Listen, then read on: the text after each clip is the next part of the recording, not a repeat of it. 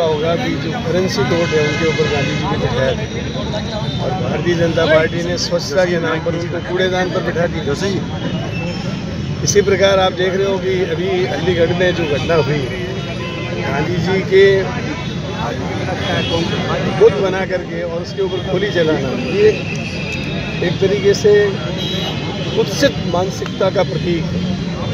एक तरफ हम राष्ट्रपिता महात्मा गांधी, और उसके बाद आप देखिए कि जो एक्शन लेने में लचकबाजी, इसके अलावा भी मैंने कई बार अखबारों में पढ़ा है, गॉडसे के नाम के नाटक होते हैं, उसमें ये लोग जाते हैं, उनको आगे कर रखा है। तो ये जो स्थिति है ठीक नहीं है। राष्ट्रपिता महात्मा गांधी जी के अपमान कांग्रेस की पार्टी कभी सहन नहीं करेगी और इसीलिए हम जो एक्शन लेने में देरी हुई, एक्शन अभी तक पूरा नहीं हुआ और आइंदा इस प्रकार की घटना घटित नहीं हो, इसके लिए हम लोग यहाँ पे अनशन पे